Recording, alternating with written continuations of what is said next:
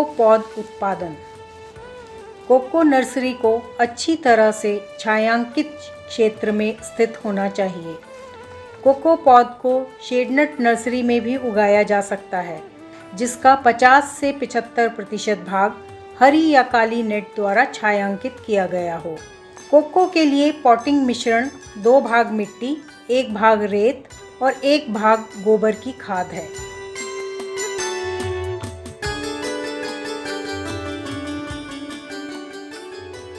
जैविक खाद जैसे coir compost, vermicompost, cocoa फली के छिलके और खोल से बनी खाद का भी उपयोग किया जा सकता है।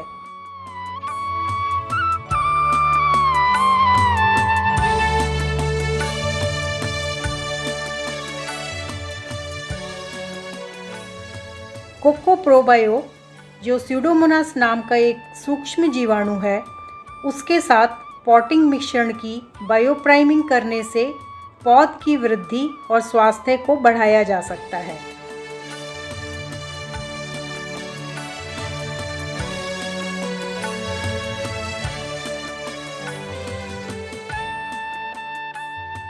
जल निकासी के लिए छिद्रित 250 गेज मोटाई के 6 बाई 9 इंच माप के काले पॉलीबैग का उपयोग किया जाता है।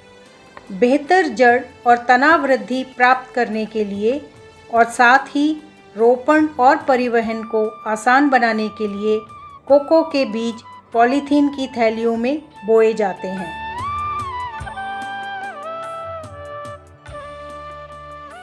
बीज की फली के चयन के लिए कुछ चयन मापदंड हैं।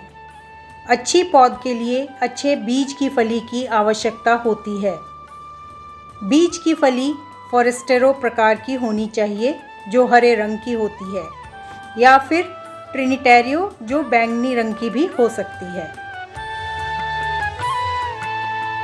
बीज की फली 350 ग्राम से अधिक वजन की होनी चाहिए। छिलके की मोटाई 1 सेंटीमीटर, सतह चिकनी और फली में कम से कम 35 बीज होने चाहिए। गर्दन में कोई कसाव नहीं होना चाहिए। बीज की फली जो तीसरी चौथी परिपक्वता पर काटा जाना चाहिए, अर्थात जब हरी फली पीली होने लगती है या बैंगनी फली नारंगी रंग में बदलने लगती है। कटी हुई फलियों को 2-3 दिन तक छाया में रखा जा सकता है। बीज की फली को लकड़ी के हथौड़े से तोड़ा जा सकता है या चाकू से धीरे से काटा जा सकता है और बिना नाल के बीज निकाले जा सकते हैं। टूटी हुई फलियों से प्राप्त बीजों को तुरंत बोना चाहिए। फलियों के मध्य भाग के मोटे और बड़े बीज 90 से 95% अंकुरण देते हैं।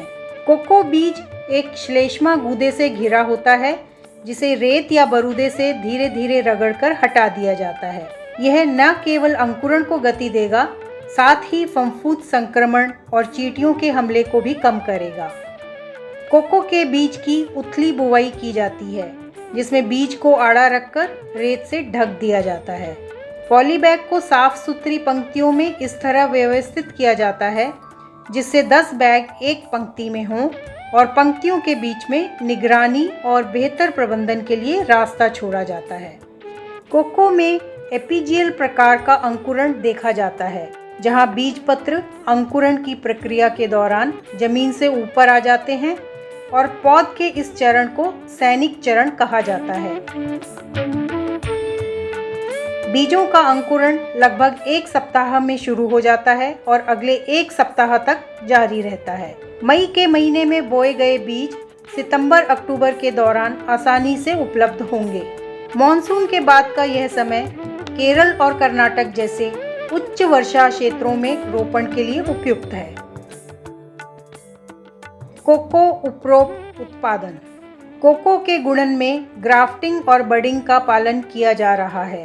सॉफ्टवुड ग्राफ्टिंग विधि को केंद्रीय रोपण फसल अनुसंधान संस्थान में 85% सफलता दर के साथ मानकीकृत किया गया है।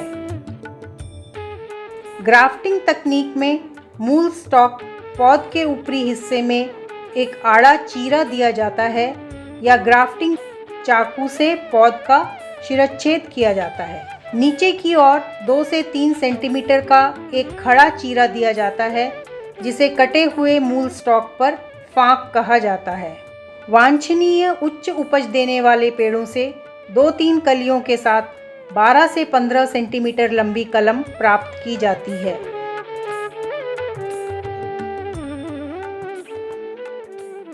दो से 3 सेंटीमीटर का वी आकार का तिरछा काट दिया जाता है, जिसे वेज या थक्का कहते हैं।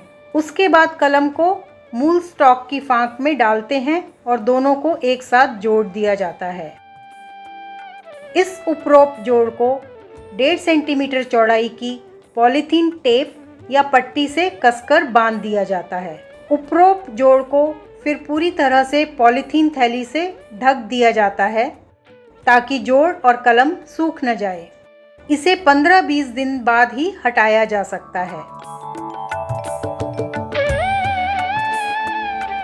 1 महीने में उत्तम उपरोक्त जोड़ बन जाएगा। करीब 2 महीने के बाद इसके ऊपर बंधी पॉलीथीन पट्टी को हटाया जा सकता है। खेत में रोपण के लिए सफल उपरोक्त 4 माह में तैयार हो जाएगा। एक कुशल व्यक्ति प्रतिदिन 300 ग्राफ्ट या उपरोक्त बना सकता है। यदि मूल स्टॉक से अंकुर निकल रहे हों तो उन्हें नियमित रूप से हटाने की आवश्यकता है। अक्टूबर से दिसंबर का मौसम उपरोपण के लिए सबसे अच्छा है। इसे किसी भी मौसम में जारी रखा जा सकता है, बशर्ते पर्याप्त छाया और सिंचाई की व्यवस्था हो। हम केंद्रीय रोपण फसल अनुसंधान संस्थान द्वारा जारी कोको की 8 किस्मों का गुणन कर रहे हैं, जिसमें 5 संकर और 3 क्लोन शामिल हैं, और साथ ही किसानों को बीज की फली, पौध और उपरोपित पौधे भी उपलब्ध करा रहे हैं।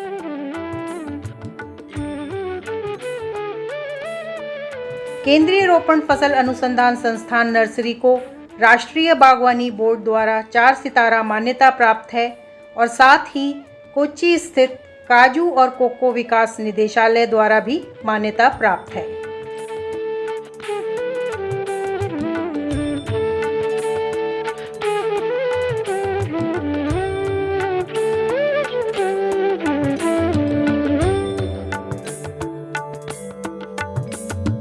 Mm-hmm.